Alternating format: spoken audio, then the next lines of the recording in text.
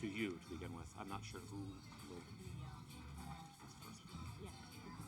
You'll see me.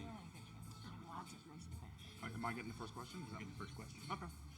That's okay with you? No, And then you only have to pass the mic as far as Karen, and then David has one to pick up the last two. Great. So first question's for all of you.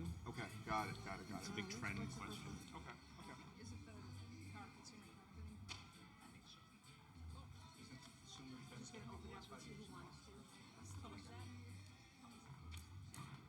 Oh, got it. Okay. How much wood did you chop? I did that on the conference call. One time we were rehearsing the questions. You ready? It was great. Good afternoon. Welcome to our Saturday afternoon super session. I had to verify a minute ago that it's Saturday. I couldn't remember if it's Sunday or Saturday. We lose track here. Excited to have this panel and this discussion this afternoon on the self-care consumer and market implications of the self-care movement. You know, as we think about it at GMDC, and I mentioned this yesterday to some folks, this is a journey that we've been on now for a couple of years. And really, as we think about inspiring the industry and the implications and the opportunities for both retailers, brands, all predicated on the consumer. How we think about self-care is really a function of this universal desire, and there might be some exceptions out there, but the universal desire to feel better and live longer. And the implications of what we put on or in our body and how that affects our desire to feel better and live longer. So I'm excited for this discussion today, and without further ado, I'm going to let my good friend Dave Wendland take over and enjoy the conversation. Thanks, Dave. Thanks, Patrick. And I looked at the title of this session, and it's the Self-Care Consumer and Market Implications, and I am so privileged to have this group of individuals with me today. We called this a super session. I call it a super panel, because we have great representation from various aspects across this health ecosystem who are going to share insights and ideas about the self-care consumer, about the changing trends, and about what's really happening between that cross between patient care and retail. My name is Dave Wendland. I'm Vice President of Strategic Relations with Hamacher Resource Group out of Milwaukee. I probably know a number of you. Right now the lights are a little bright, so I can't see anybody. But I welcome you to this afternoon's session, and I appreciate you right after lunch joining us. As I said, I'm joined by five individuals and myself. I'm the sixth. 5 individuals which are outstanding in their individual fields. So I want to introduce each of the panelists just by name and title and a little bit about their role within their organization. We're not going to spend time going through each individual. Right after that, we're going to jump into questions. For those of you who have seen me moderate panels in the past, or perhaps today or previous, I generally do not ask one question and ask each of the 5 to answer it, because that gets really boring and monotonous. But the first question will be asked of all, because I like to break things up. So starting on my far left, we have Marcus Whitney. Marcus is the co-founder and partner of Jumpstart Foundry. He also is the co-owner of the Nashville Soccer Club football team in Nashville. So welcome, Marcus, from Health Further and Jumpstart Foundry. Next to him is Naomi Duvall. Naomi is the newly named Vice President Consumer Health for Cardinal Health out of Dublin, Ohio. For those of you who have worked with Naomi, you know that not only is she an inspiration to the organization, she is always looking for new ideas and how to implement those across her organization. Karen Merrill is the Director of Consumer Insights with CVS Health. I think you've all heard of that organization.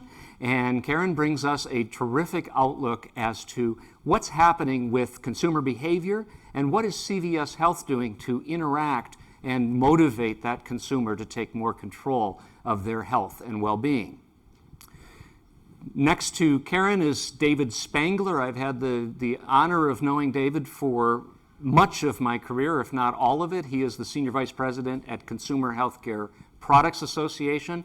Some will call it CHPA. When I first joined the association, I was slapped on the wrist anytime I called it CHPA. It was supposed to be called CHPA. Either way you announce it, David's a great guy, and he's going to bring us kind of a point of view from the over-the-counter medicine, vitamin dietary supplement, and medical device aspect as it relates to self-care. And last but certainly not least is Shannon Hunecke. Did I pronounce that at all right? Hunecke or Hunecke, either way. Hunecke. Shannon and I've moderated panels with Shannon multiple times, and I never have gotten the name right. But Hunecke it is. Shannon is with UnitedHealthcare. Her responsibilities there will become clear as we move forward.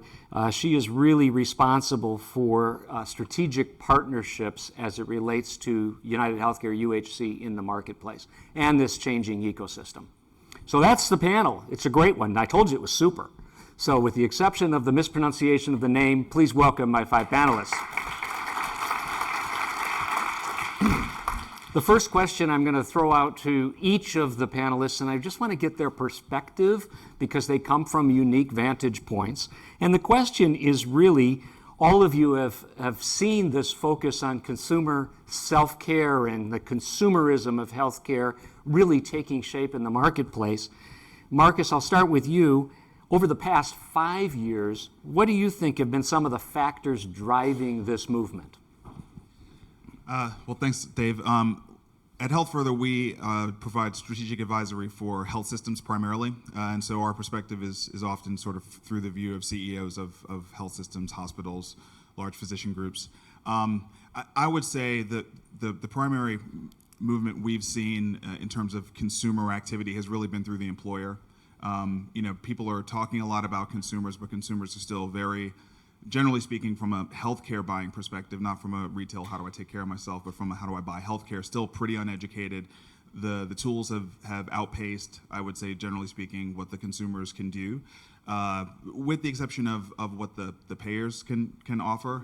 United does a pretty solid job on that front, but the health systems don't. They don't really know how to engage their patients as consumers today, and so their relationships are still largely with the payers. And they're feeling this mostly from the aggregation of consumers under employer plans, especially very, very large self-insured employers that are sort of taking their destiny in their own hands. And that's the story behind the story when we think about things like Walmart Health. Excellent. Naomi? Sure. I think for the consumer perspective, a lot has changed in the last couple years. Reality, a lot of that is the financial impact of what healthcare is bringing into their pocketbook personally. And the world has changed a lot from the $10 doctor office copay to the high deductible insurance plans, where we are engaging as consumers much more proactively about trying to navigate and financially afford it. So I think that it's kind of come out of necessity. I don't think society is quick to take accountability for something like this until they have to. And you see that with behavioral stuff. So out of necessity, consumers are getting more engaged. And that's typically coming out of the pocketbook necessity and the change of the structure of healthcare. And so it's mandating their involvement, and they're learning how to navigate it. So what she said, totally agree with that on the financial side, but I'll add to that it's the most neglected necessity. I know you guys have been hearing a lot of stats, but I'm going to throw out a few more. 61% of millennials in the last 12 months have reported feeling stressed or anxious on a daily or weekly basis. The average mom gets 17 minutes to herself a day. If you sleep less than 7 hours a night, you're 3 times more likely to get a cold or the flu. And by the way, if you're going to sleep less than 7 hours a night for a longer period of time, you're going to suffer from more memory and mood disorders and so on. 50% of the American population will suffer from a mental, like a mental health issue or condition during their lifetime. And 39% of Americans feel more anxious today than they did a year ago. So you take all that and you add this, what you were talking about in terms of the financial. This is what's happening, and this is what's causing it to be a real important thing for all of us. I was very struck by both Naomi and Marcus's comments on healthcare system pressures and the evolution there. The thing, though, that I want to add to the story is our phones and how much more reliant we are on them now than we were 5 years ago, including for health, and the speed with which we access information and we demand access to information, and then therefore that's more opportunities to personalize that I think folks are taking advantage of and expecting. I didn't hear Ryan Olahan yesterday. I imagine a lot of you did. I got here right after he spoke. But I've heard him talk before, and one of the things he said that amazed me, I don't know if he used this factoid yesterday, if a person doesn't get what they want on a website in 3 seconds, every second thereafter that website is not loading, 15 to 20% of people are bouncing. So in other words, if you're not loading within 8-9 seconds, they're not getting your content. So just the speed with which people are demanding personalized information for them, I think is really accelerating opportunities within self-care and people taking control and demanding things now. You know, Ryan also commented that goldfish have a longer attention span than humans, and I have never seen a goldfish on the internet. I just want to add that. Why do I always have to follow that? Oh, Haneke. So, being cognizant of time today, I would say that I would echo my colleagues' comments.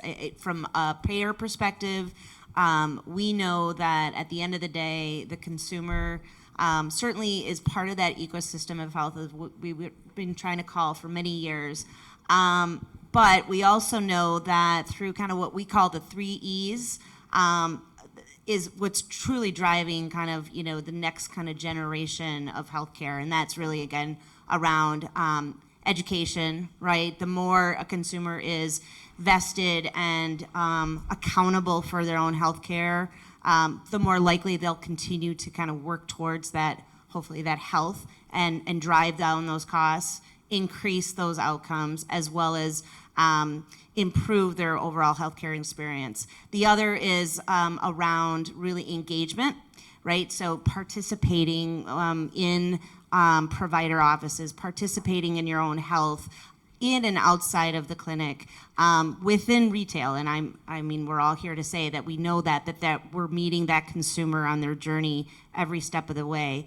And then, of course, the last is really through the empowerment, right? So none of those things will be of value until that consumer actually feels empowered to take care of their self. I will say that I was thinking about the word self-care yesterday and today, and obviously that's the theme of this week. And I was thinking about just in itself, it conveys kind of this definition that one is really self-dependent on their own kind of destiny or healthcare destiny, when in reality, what we like to see at UnitedHealthcare, and I can probably speak for most payers as well, is that it's really a culmination of a community. It's really around how do we help each one of us to kind of get to that point of outcomes, that point of reduction of cost, et cetera, et cetera. And we know that we cannot do it alone. And I say that in every panel that I talk about, which is why we focus so much on collaboration and strategic partnerships. Excellent.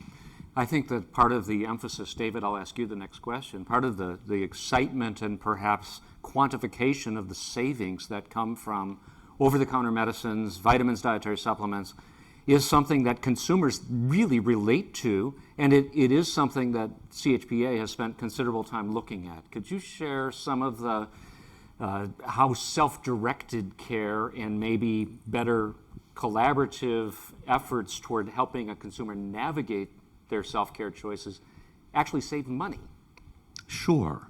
So I imagine a few of you heard me talk earlier this morning, so this will be a rerun. So earlier this year, we worked with IRI on what would happen if there were no OTC medicines. What would the cost implications be?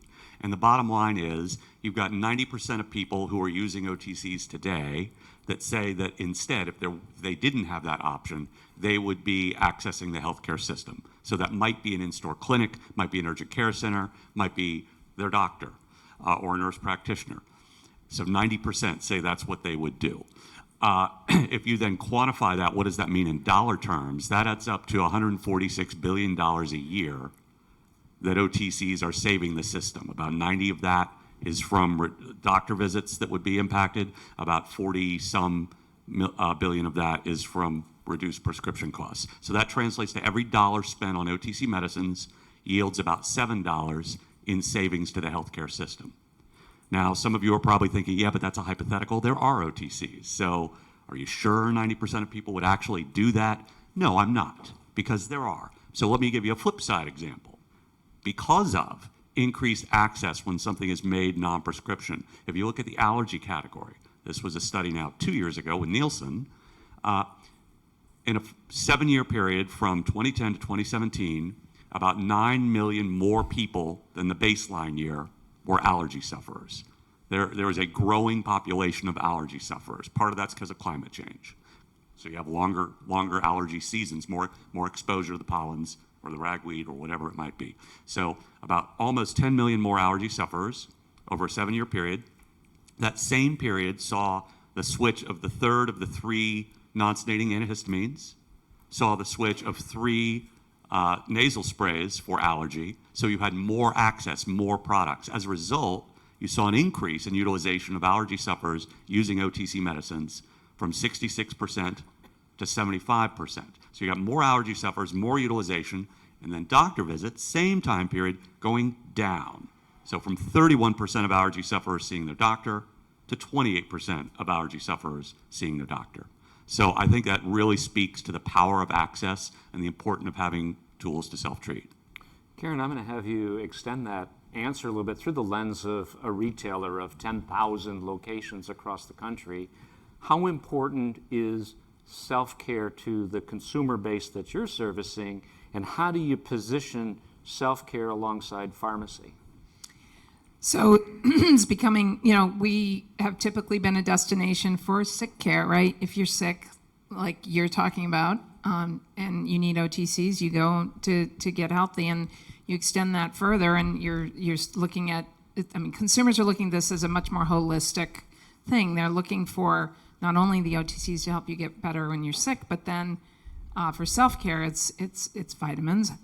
Excuse me, vitamins, obviously, it's digestive health, it's sleep, it's, fitness, it goes on. And so these are things that, CVS certainly and other retailers are actively putting into their stores. I mean, we also have the clinics and the clinicians in the clinics and nurse practitioners who can help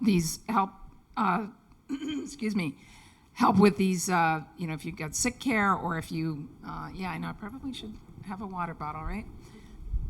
Excuse me. Self-care. Self-care.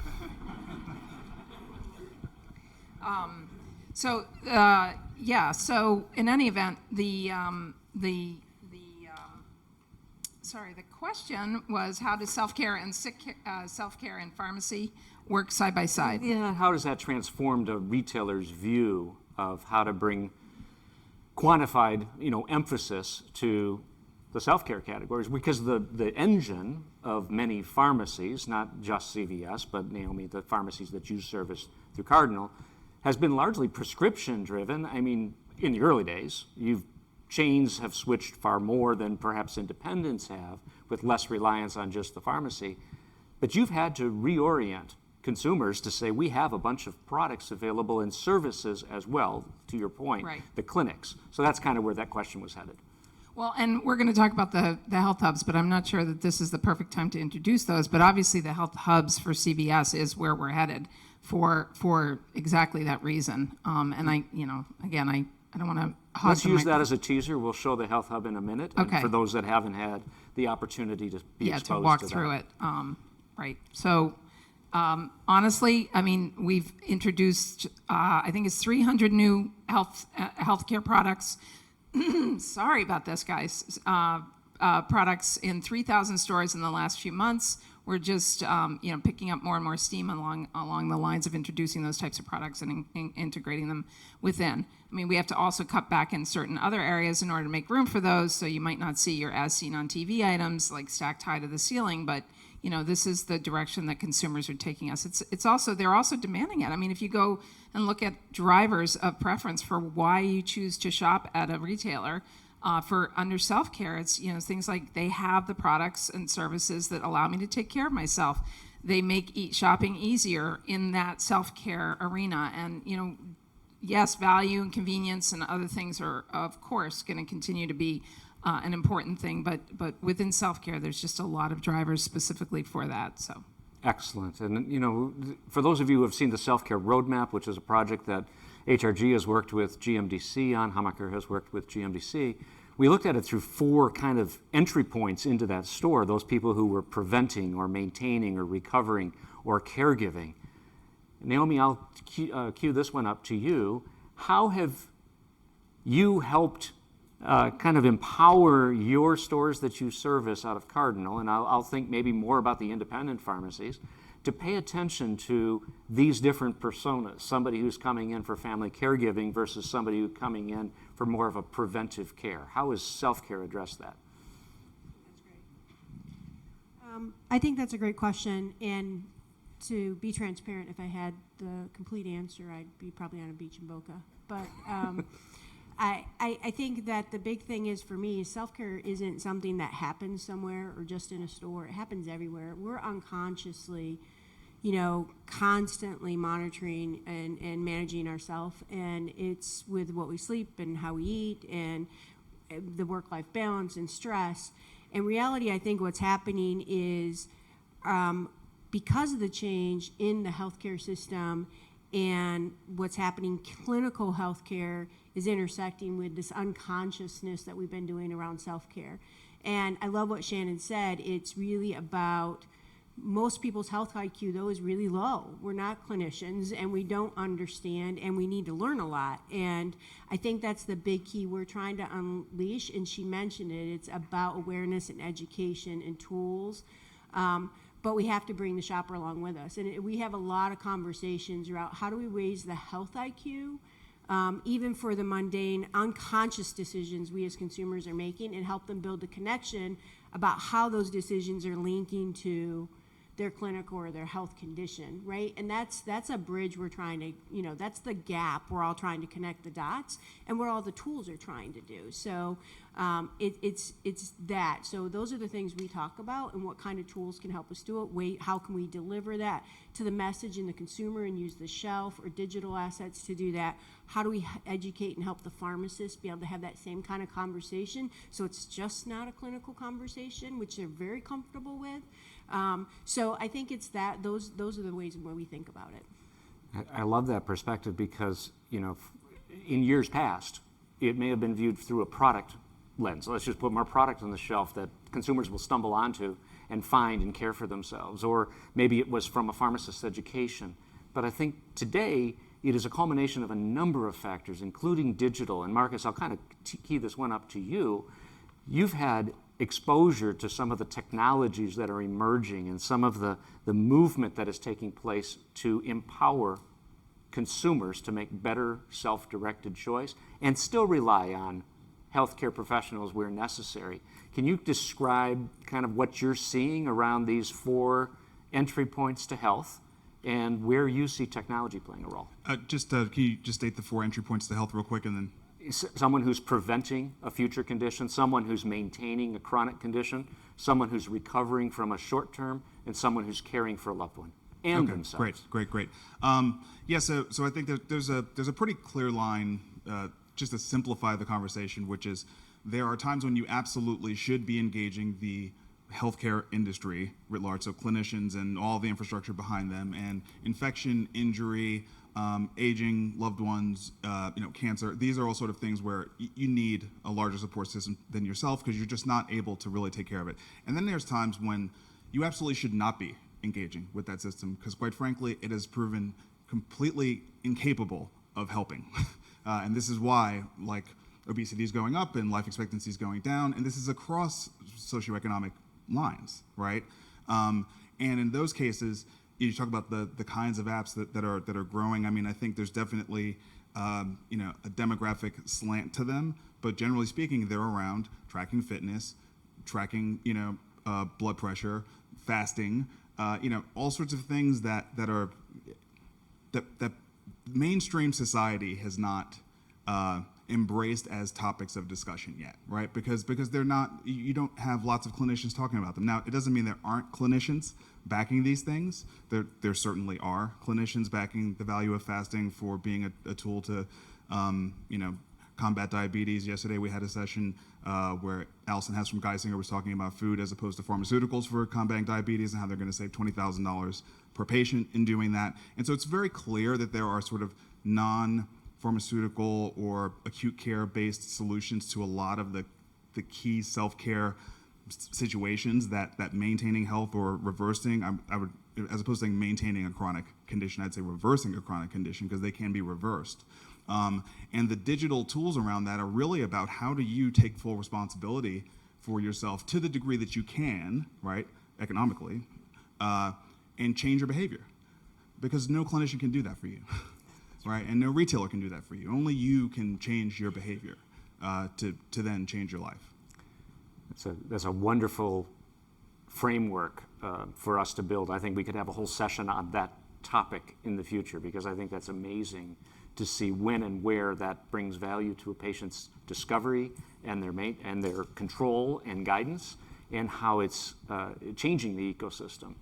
I think, Shannon, the ecosystem has changed as well. I mean, it may look unusual for a payer to be on this panel. Help me understand how you view, from a UHC standpoint, this phenomenon of self-care, and what are you as an organization doing to kind of guide and help patients with their choices?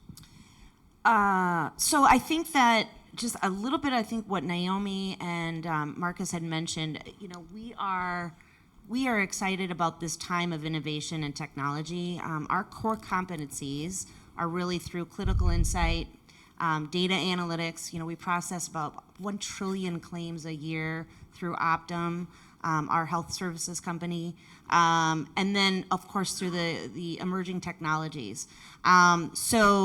We look at this as an opportunity where ultimately we can invest. I think we invest about $10 billion a year in digital health with the purpose and really with the strong intention to create much more streamlined and individual tools for these members, just as Marcus had pointed out. So one example is we've developed a individual health record, very different from a EHR. The IHR really is much more of a 360 view of a patient that the actual member, or what we like to call the consumer, has access to at any point. And not only does it contain, of course, history, clinical history, but it also provides nutrition history, health and wellness history in terms of fitness, behavioral history, those types of things. And having access to that kind of record to be able to bring with you into the clinician's office at real time, so that clinician is ultimately connected to up-to-date information about yourself. And so we see this, again, as an opportunity where my HR is going to be very different from your IHR, excuse me, Dave. But at the same time, it creates a much more personal and yet simple relationship with the payer. Does that make sense? It makes perfect sense to me. David, from a manufacturer standpoint, most of the CHPA membership is represented, obviously, by the manufacturers of these products. Are they approaching the topic of self-care differently? Are you engaging with your members in a different way to support some of what Shannon and Marcus have painted as a future of information delivery and guidance for consumers, and what Naomi and Karen have characterized as maybe a different retail experience that includes service and product? Sure. One, CHPA is part of a global federation of similar organizations and companies around the world called the Global Self-Care Federation. And about a year ago, we went through an exercise, and I was on this committee, and it was a privilege to be on it, working with Deloitte on what is the future of self-care in, say, 5-10 years. And we talked a lot about certainties, things that are definitely taking place, the rapid evolution of the consumer journey, aging societies, healthcare cost pressures. Those are facts, right? But then we also talked about uncertainties, and how are those going to break? When you think about something like trust, and you think about people's trust in pretty much any institution has never been lower. You know, you pick up the paper in the morning and you want to cry. And I think the people in England are thinking the exact same thing. I think the people in Italy are thinking the exact same thing. The people in Hong Kong are certainly thinking the exact same thing. So trust way, way down. So we realize, okay, if people are taking care of themselves and we want to be their trusted partner, and if you're a manufacturer in this audience, that's what your brands are trying to promise and do, how do you institutionally build trust in somebody who's supplying products and services? Another uncertainty is the pace of digital and how will that impact self-care. And a great example that's not out there yet, but it will be, meditation is actually one of the best ways to address pain, right? So there was an interview with a doctor. The doctor says, if I tell my patient after a minor surgical procedure, let's say they had to have a wisdom tooth extracted, if I tell them to go home and meditate, they're going to look at me like I'm crazy. If I tell them, go home, turn on your virtual reality machine or app on your television, and go meditate with medieval monks on a mountain overlooking the Mediterranean in 1505, maybe they'll do it, because that sounds kind of cool. So I think companies have to think that way, will think that way. Will that take off? It might. I think the delivery of that type of self-care is of age. And Samsung has made significant investments in that space. Best Buy, it's been talked about this week, has recognized that technology and their footprint in self-care, in wellness, is going to be bolder. So I think it goes beyond the product. It goes to these other types of services that support that.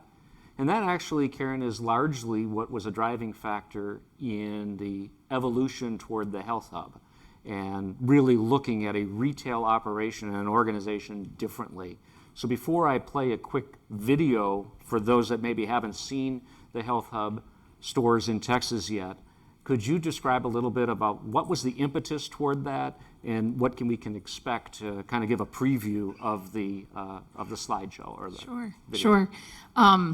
Yeah, so the impetus, my gosh, most of you must know in 2014 we came out and said no more tobacco, and that was very positive for some, very negative for others in terms of our customer base. But clearly we were headed in the direction of health and healthcare as a result of that change. And so we recently merged with Aetna, or I guess we acquired Aetna, and as a result of our previous merger with Caremark, our acquisition of MinuteClinic, and then the Aetna acquisition, we now have access to data about customers at different stages of their obviously in their health journey.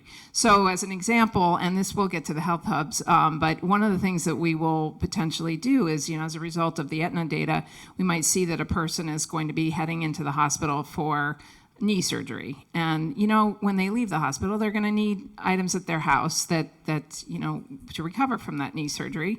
So could we then ship a box from the store to the home with the things that they may need to recover?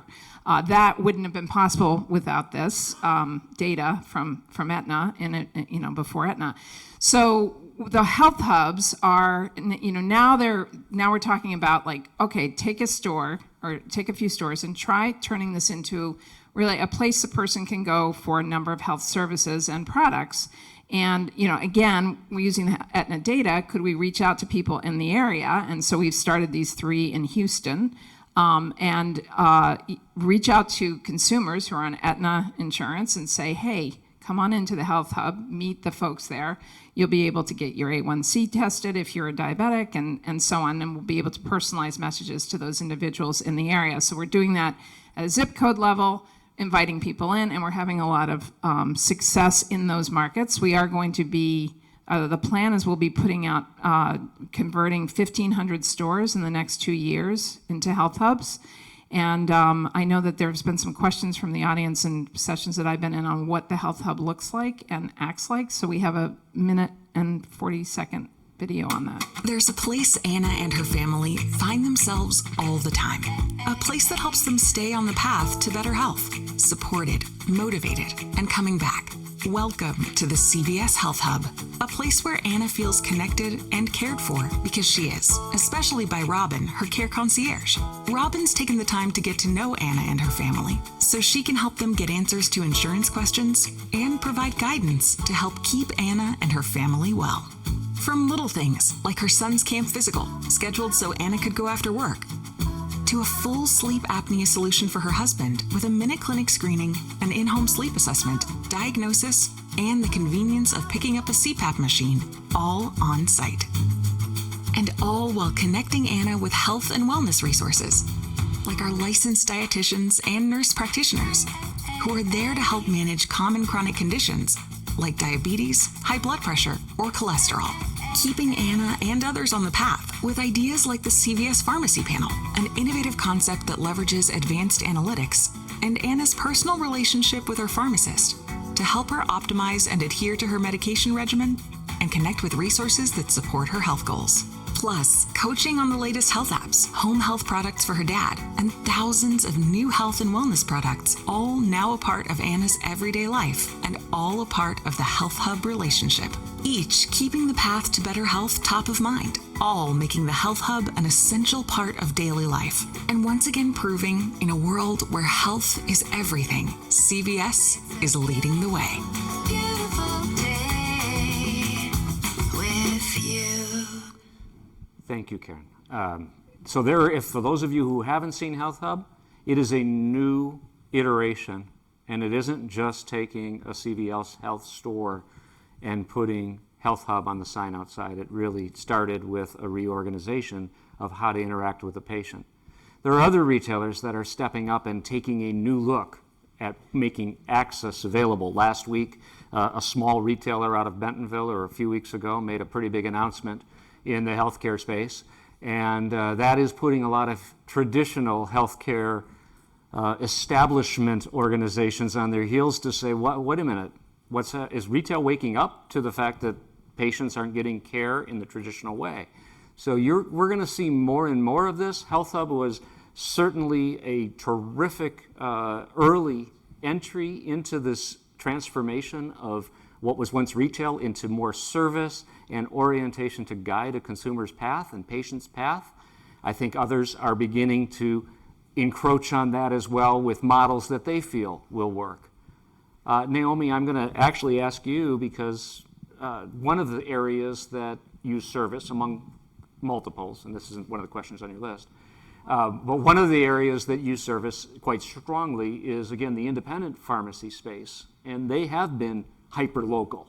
They have been engaged with their local community, and they have been in touch with their consumers. What do they need to do next with this self-care evolution to remain relevant in their community? Yeah, I think that's great. And the nature of their business model allows them to adjust and be flexible pretty quickly, right? They don't have the task of having to remodel 1,500 stores. They've got to address their 1 or 2 or possibly 3 that they own. And I think they've been a silent partner on the forefront of this wave, with a lot of them doing a lot more localized services, a lot more mastectomy fittings or special compounding or special services in DME and different things. So they've really started to specialize more. I think for them, and what we hope to do is help them wherever they need more, weight. The healthcare organization, the healthcare industry is big. And are there programs either through reimbursement or getting compensated for their services and the benefits that come with that, and them proving that that detailed service has benefit back to the healthcare provider or the employer and why there's value there. I think that's a message that we at Cardinal try to take back and make sure that we're trying to be strong advocates for how they're able to tailor and the unique service that they give. But they're definitely uniquely positioned to capitalize on this. Terrific. We are running close on time, so I want Marcus, David, and Shannon to answer this question as succinctly as possible. A couple of words. What's your prediction? Next 5 years, what's going to happen with self-care? Marcus, you first. I think more of what we're seeing here on stage. So I think United's very vertically integrated between United and Optum. I know they're distinct business units or companies, but more of this integration. CVS, Aetna, Health Hub. These are going to be good. These are good for people to have these things all coordinated and in single branded packages where the consumer can engage with them is a good thing, and I think will help people actually better take care of themselves. More personalized solutions, which will be driven by our phones. Good job. That was very succinct. Without sounding repetitive, I would agree with both. Obviously, the other is more retail partnerships. I think there's going to be a tremendous amount of work dedicated to coordinating care, both within the retail, within the clinic, and then certainly with the employer. Last question for Karen and for Naomi. There's suppliers in the room. If you had 3 words of advice to help them work more closely with this new emerging model, what would it be? 3 words of advice, huh? Mm-hmm. Well, I thought we had to pick 1 word, so no. I mean, we want to empower our customers to self-care, and so, potentially brand extensions or, to your point, partnerships with each other to create something that isn't out there yet that allows people to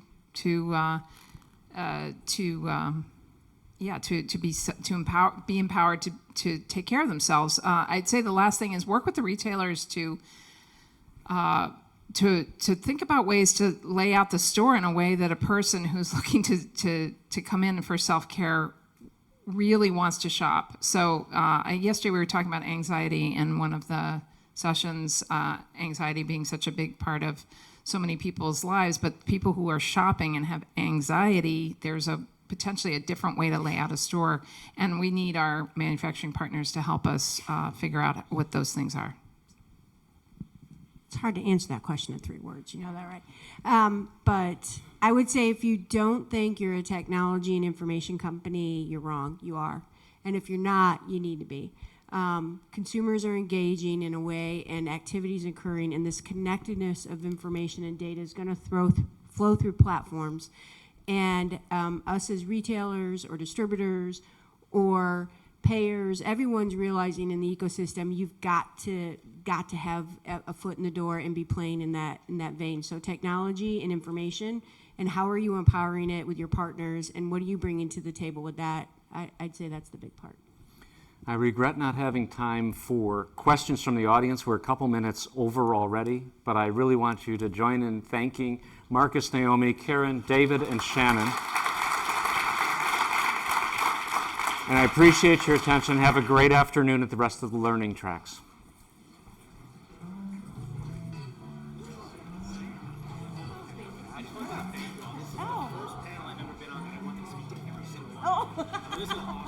I'm sorry we didn't have more time, Peter. This was great. Thank you, Naomi. Well done as usual.